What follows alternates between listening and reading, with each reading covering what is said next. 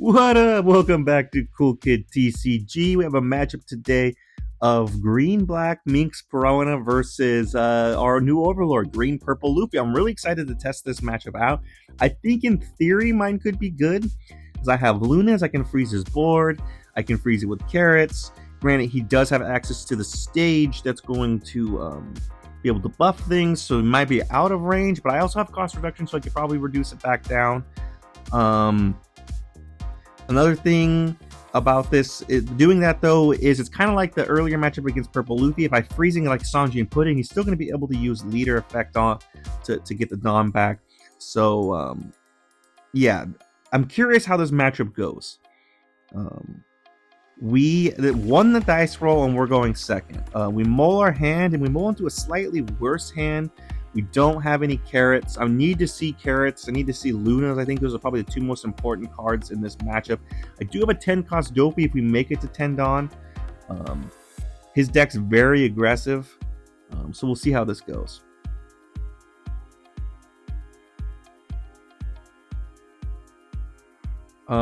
He starts off with 1 Dawn and he passes. So no Nami Searcher. We do draw a carrot, so we are in a good spot. And we Dawn pass. He goes to his 3 Dawn turn. He swings 5 life, thinking about whether to counter out. I like my hand. We draw another carrot. Maybe I should have countered out. He taps 3 for a Frankie. That Frankie allows him on play and on attack to get a Dawn back. Maybe my swing here should go into his life, but I'm going to leader ability rest and swing a huge number, swing like 9 into that Frankie. I don't want him getting any extra value off of it.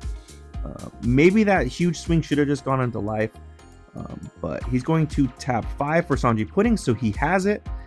He's going to immediately leader effect. He returns 2 Dawn. He gets to restand 2, and because he has a Sanji Pudding, he gets 1 back active, and then becomes a 6k leader. Now he has these 3 Dawn. He's going to tap 1 for a Nami Searcher. He searched top 5 for a Straw Hat. He's thinking on what to grab.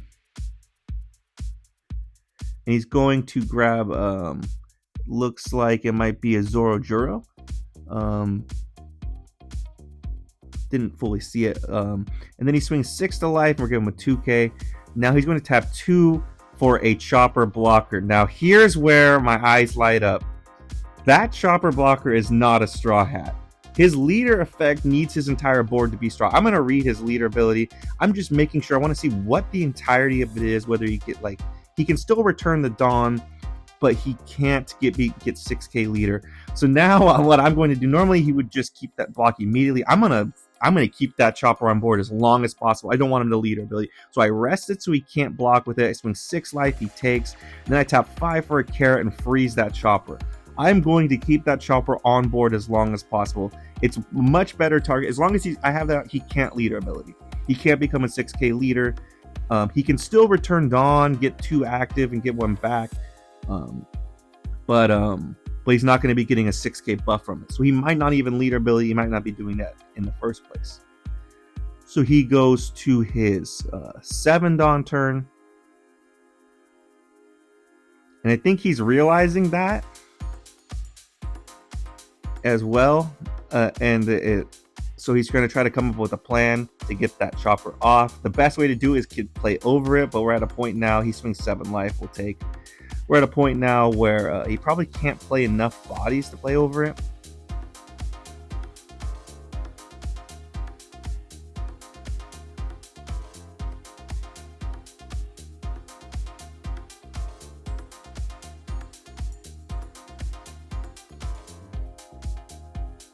Little bit of a mishap over there on the other side, but yeah, we have our 1 carrot.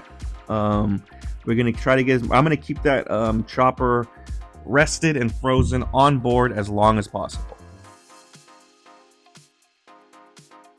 He taps 4 for a Zorojuro. He gets to search top 5 for a Straw Hat while also establishing a 4/6 body.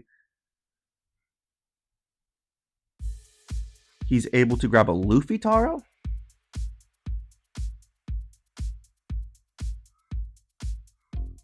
He still has 3 Dawn. He swings 5 life.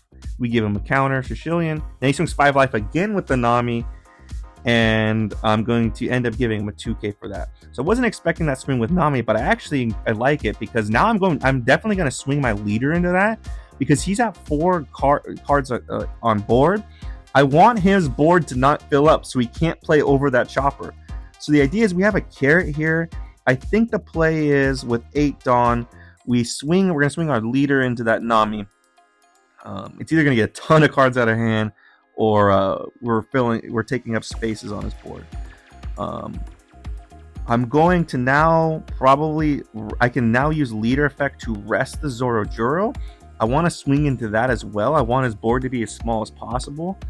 So I think the idea here is I'm going to use leader ability to rest the Zorojuro. I'm going to put all my Dawn on, which is 3, besides the one I need for my next carrot. I'm going to swing 9 into the Zorojuro, and I'm going to freeze his chopper. Yeah, so he needs to give me 2/2Ks.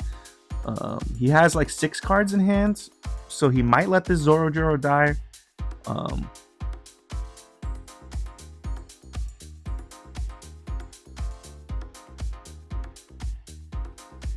He gives me the 2/2Ks.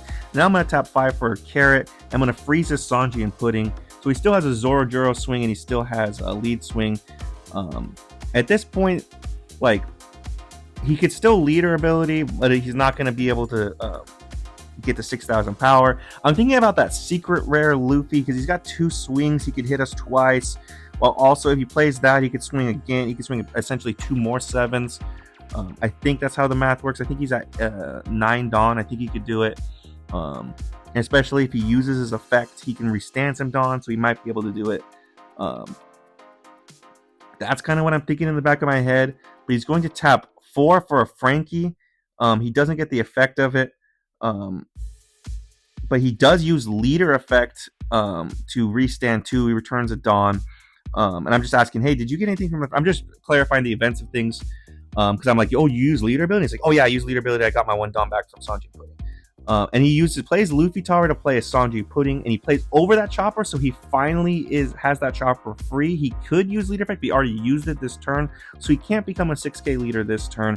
Plus, he has no standing Dawn. So now he's going to swing 5/6 to us. He swings 6.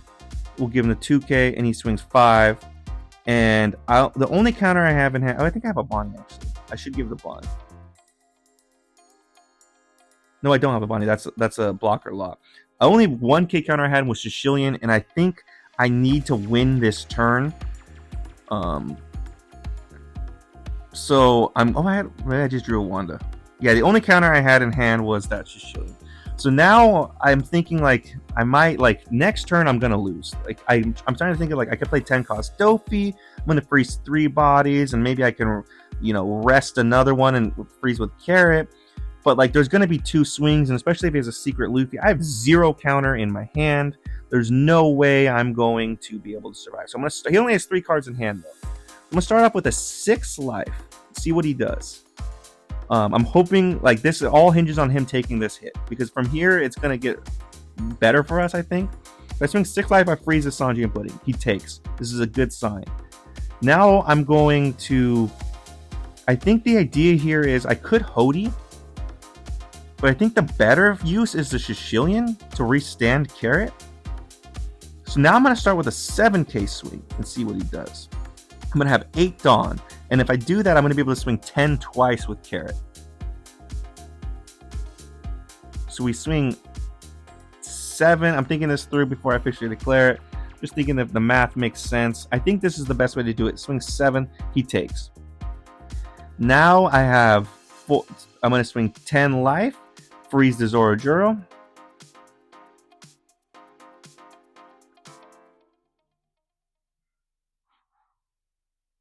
And we're getting that Sicilian ready. We're going to either win or die based off the Sicilian. So now we tap 2. We're going for... I decided rest the Frankie. Let's just freeze it anyways. We're going to be able to freeze something. Tap 2 for Sicilian. We're able to restand carrot. We swing 10. We freeze the Frankie. And now it's just a matter of, does he have the counter? He needs to get to 11k counter, so he needs to go +6.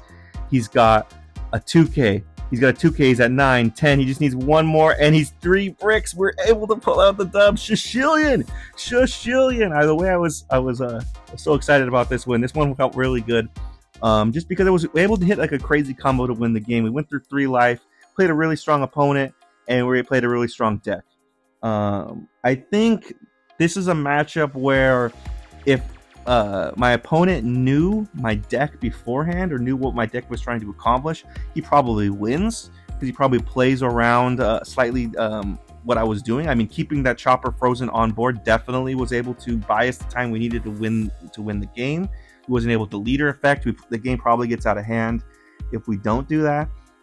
And then also he probably wasn't aware of Shishillion. He probably, I mean, I would think he wouldn't be aware, and we were able to do that. The only swing he told me later he could have countered out of that 6K swing. He didn't want to give 2 1Ks. So yeah, I mean, I think we kind of got lucky here in a way. I mean, obviously we got lucky. We got lucky because we were able to see the exact cards we needed to see in the exact situation, and we're lucky that he had 3 bricks in hand. But also able to take advantage of people not knowing that Minx Perona is a thing, but it's a thing. The Minx Perona is real. I'm telling you. I might make some slight tweaks to this deck, but I really like it where it is right now. Maybe run it one more time at locals to see how it goes. But having a lot of fun with this deck. This was the end of the store treasure cup. We went 4-1. Unfortunately, got bubbled out of top 3, got 4th, but had a lot of fun with this deck. Again, probably play 1 more locals and then go from there. We'll see. But thanks for tuning in. Let me know in the comments anything could have differently. Really appreciate you guys, and see you next time.